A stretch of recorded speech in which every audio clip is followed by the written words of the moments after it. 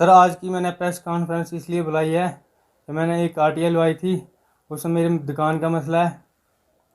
और सर मेरा जो दुकान का मसला है वो जो है मेरी दुकान रोड से बाहर है सर, इसलिए मैंने सर्वे कापी मांगी थी।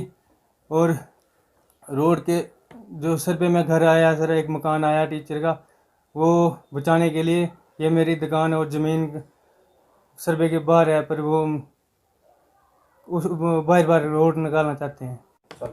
सर मैंने ये पीएमजीएसवाई के थ्रू आरटीआई लगवाई थी, तो ये इन्होंने मेरे को भेजा है। खर्चा मांग रहे हैं सर, गाड़ी का किराया मांग रहे हैं, 10,900 रुपये मांग रहे हैं सर। सर मैं गरीब बंदा हूँ, तो मेरे से इतने पैसे मांगे हैं। मैं जितने हो सके हैं फ़ोटो स्टेट के जितने लगते हैं मैं उतने दे दूँगा, लेकिन सर ये गाड़ी का खर्चा भी, किराया भी मेरे से मांगा है सर इन्होंने। सर आगे की जानकारी मेरे साथ ये बैठे हैं आरटीआई एक्टिविस्ट, आगे की जानकारी यही देंगे।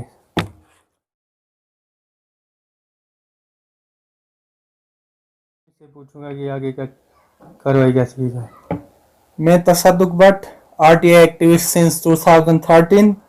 और पहले बिफोर द एब्रोगेशन ऑफ 370 यहाँ पे लागू था आरटीआई एक्ट 2009, लेकिन उसके एब्रोगेशन के बाद 370 के एब्रोगेशन के बाद यहाँ सेंट्रल एक्ट लागू हुआ है 2005, आरटीआई एक्ट 2005।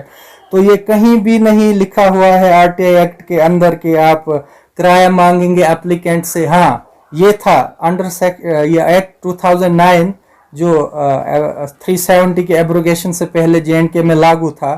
उस वक्त जेरॉक्स कॉपी के चार्जेस लिए जाते थे एप्लीकेंट से, जो इंफॉर्मेशन सीकर है, पर 2 रुपीज़ पर कॉपी।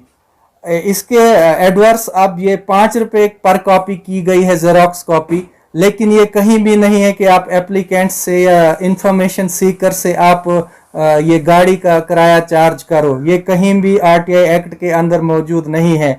तो इससे क्लियर इंटेंशन है कि जो भी पीआईओ है, पब्लिक इंफॉर्मेशन ऑफिसर है, वो मालाफाइड, वो इंटरेस्टेड नहीं है इस आंसर को देने में जो भी इंफॉर्मेशन सीख की गई हो।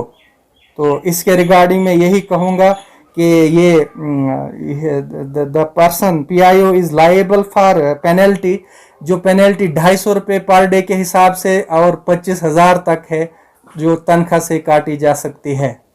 Thank you so much sir. इस तरह देखते हैं।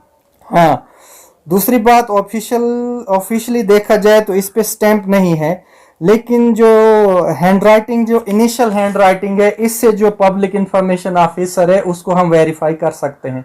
अदरवाइज स्टैंप का होना ज़रूरी है, स्टैंप एंड साइन का होना ज़रूरी है किसी भी डॉक्यूमेंट को लीगलाइज करने में। लेकिन जो इनिशियल साइन यहाँ पुट किए हुए हैं, इससे हम आइडेंटिफाई कर सकते हैं कि गोया ये AEE वही है या कोई और है। ये एक वैलिड प्रूफ माना जाएगा।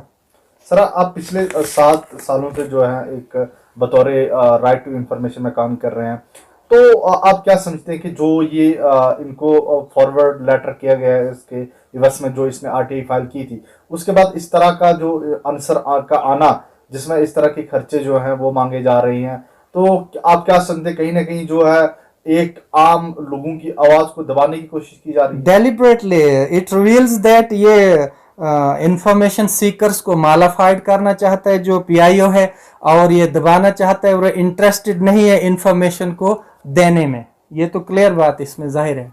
तो आप क्या समझे, जो एक राइट टू इंफॉर्मेशन है, जो हमारा हकूक था आम लोगों का, जिसके जरिए अपने हक को लेना चाहते थे, हासिल कर सकते थे, उसी हकूक को दबाने की कोशिश? ये तो ऑब्वियसली, ये तो क्लियर जाहिर है इस लेटर से कि ये तो दबाने की कोशिश की जा रही है, और इंफॉर्मेशन भी सही प्रोवाइड नहीं की जा रही है, और इन द एडवर्स के ये दबाया जा रहा है राइट को। हाँ, इन्होंने मांगा था कि हमें ये डीपीआर प्रोवाइड करें, जो पर्टिकुलर एरिया है जहाँ इनका जो असेट्स आते हैं उसका डीपीआर मांगा है इनसे। तो ये कहीं भी नहीं लिखा है कि आप प्राइवेट गाड़ी करो या उसका खर्चा दो। यहाँ स्पीड पोस्ट है, यहाँ कोरियर है, यहाँ और सारी साधन है जो पोस्ट के थ्रू आ सकता है। यहाँ ज़रूरत क्या है गाड़ी मांगने की या उसका खर्चा मांगने की? ये तो डेलिबरेटली एक एक्सक्यूज़ बना रहे हैं।